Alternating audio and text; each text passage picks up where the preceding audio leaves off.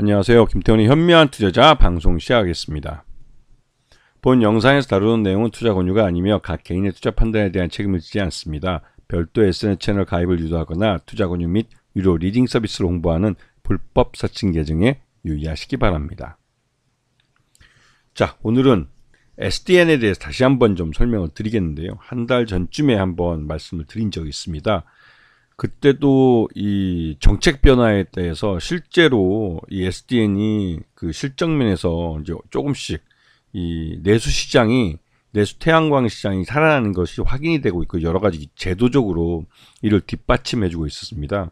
근데 이 말 뜻은 다시 돌려보면 윤석열 정부가 출범한 2022년 5월달 이후로 이 신재생에너지에 대한 투자가 많이 줄었습니다. 진짜 이거는 정부가 특히 이제 이 검찰을 동원해서 윤석열 정부가 이 태양광 산업 이 전반에 걸쳐서 이 여러 가지 압수수색과 뭐 수사를 진행하면서 이 태양광 업계 전체가 하나의 비리 덩어리처럼 비춰졌죠. 이게 이제 윤석열의 탈원전 정책 백지화 이후에 이런 기존 화석 연료를 사용하는 이런 그 에너지 정책으로 다시 회귀하는 그 연장성산에서 나타난 현상인데요. 실제로 그러면서 이제 이 태양광 이쪽 사업 분야를 이 윤석열 정부에서는 이 문재인 정부의 권력형 비리로 이렇게 거의 뭐 개념 정의하고 때려잡기 시작했습니다.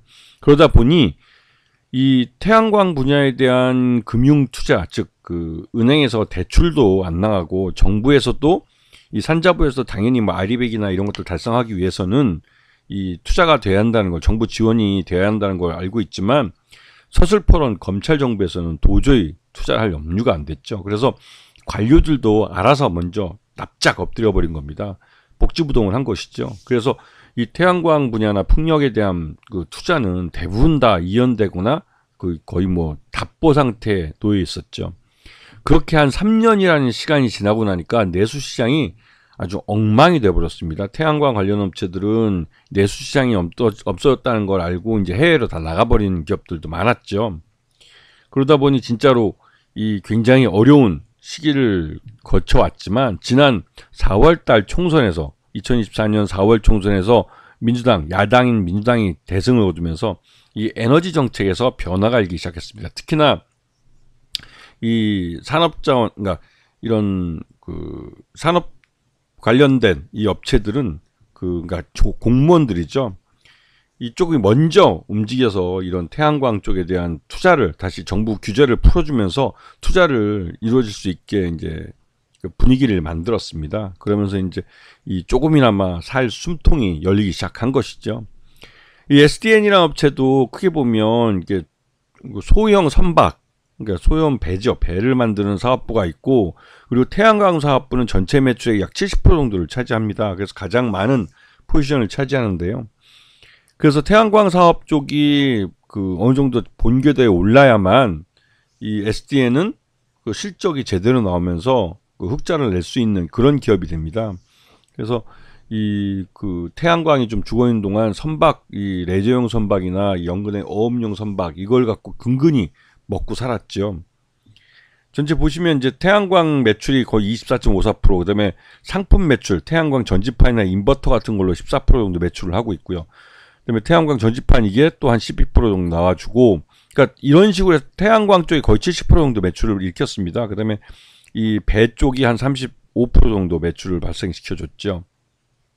이게 보시면 이 소형 언박, 소형 낚시 선박이나 어선 이런 모터보트 같은 데 들어가는 이런 부품들을 다 만들어냅니다. 그러니까 배 한 척을 만들어내는 것이죠. 그래서 지금 보면 태양광 쪽 수주가 여전히 많이 남아있는 상태입니다.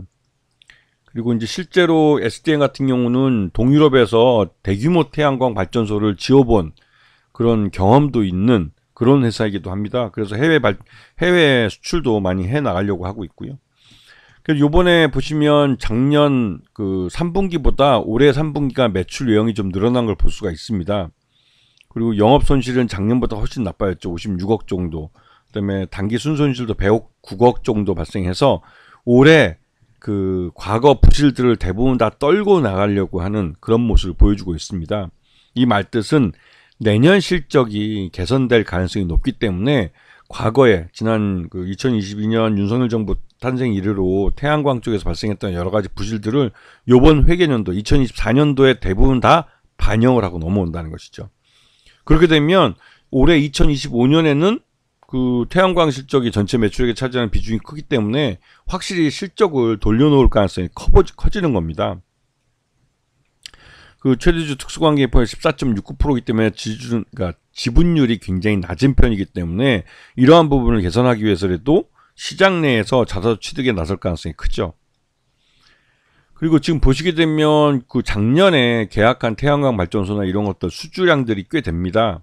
거기다가 이제 중국에 대해서 중국의 이 저가 태양광 패널이나 태양광 모듈 같은 것들이 전 세계적으로 이 태양광 시장을 중국 기업들이 잡으면서 이 가격 덤핑을 좀 일으키고 있죠. 그러다 보니까 중국을 제외하고 그렇게 값싼 태양광 패널이나 모듈을 만들어낼 수 있는 데가 그렇게 흔치 않기 때문에 전 세계적으로 굉장히 어려움을 겪었습니다. 특히 우리나라 같은 경우도 해외에 진출하고 싶어도 중국산 저가 제품들 때문에 지금 아무리 기술이 뛰어나다 할지라도 이 태양광을 갖고 태양광 패널이나 이런 걸 갖고 해외 시장에 진출하기 굉장히 어려워진 그런 상태이기도 하죠. 근데 요번에 이제 그 조 바이든 정부 미국에서 중국산 저가 태양광 패널에 대해서 이제 그 태양전지의 50% 정도로 관세율을 올리겠다고 얘기하면서 미국 시장 같은 경우는 우리 그러니까 태양광 패널이나 이런 것들이 한번 중국산하고 경쟁을 할 수 있겠다라는 생각이 들 정도로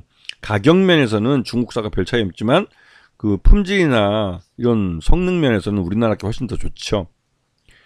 그리고 지금 이 차세대 태양전지가 기존의 태양전지에서 페로브스카이트라고 해서 이제 이 예전보다 더 태양빛을 받으면 더 많은 전기를 생산해내는 그러니까 최고 효율이 26%까지 나오는 그래서 이런 쪽으로 넘어가려고 합니다. 거기다가 이제 페로브스카이트 실리콘 댄덤 태양전지라고 해가지고 이거는 최고 효율이 33%까지 나와요. 햇빛을 받으면 그거를 그 태양광을 그러니까 전기로 전환하는 게 33.9%나 되기 때문에 이건 기존에 한 20%대 초반 중반 이렇게 하던 거에서는 굉장히 높아지는 것이죠. 자, 여기다가 이 SDN이 대한 태양광 발전 사업자 협회라고 해서 한 5천여 개의 태양광 발전 관련된 사업을 하는 기업들과 사단법인 협회를 만들고 있는데요. 이 SDN이 여기와 이제 계약을 맺게 된 것이죠. 이렇게 되면 그 5천여 개 회원사에서 이 SDN의 태양광 패널이나 태양광 이런 모듈 같은 것들을 사용해서 태양광 발전소나 태양광 설비를 설치하게 되는 겁니다. 여기다가 그 올해 2025년에는 아리백 관련해서 민간 투자가 확대되는데 정부가 PPA라고 해서 이 태양광으로 발전된 전기를 그러니까 이 실제 사용하려는 사용자 쪽이 전기를 끌어오는 데 있어서 이 태양광 그러니까 전기 그러니까 발전을 전송하는 그 망을 사용하는 망 사용료를 대기업 같은 경우 1년, 중소기업은 3년 동안 면제해주는 그런 규제 해소책을 내놨습니다. 이제 그런 거에 수혜를 보게 되는 것이죠. 그리고 최근 들어서 알려진 사실이지만 이 A1 자산운용이라는 데하고 GVA 자산운용이라는 여기서 각각 6.04%씩 두 회사 합치면 12%의 그 지분을 확보하고 있습니다. 근데 이 보시면 앞에서 보시면 아시겠지만 지금 SDN 최대주주가 14%밖에 안 돼요. 즉 최대주주와 지분 차이가 2% 정도밖에 되지 않는다는 것이죠.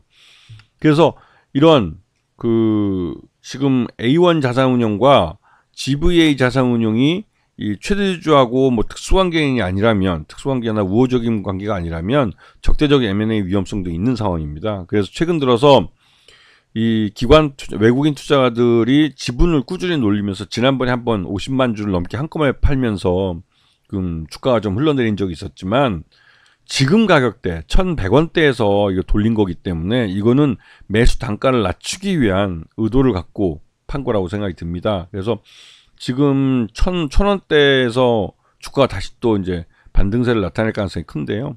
외국인 투자자들이 다시 또 매수하면서 이 매수 단가 아마 1,100원대에서 아마 형성이 될 것 같습니다.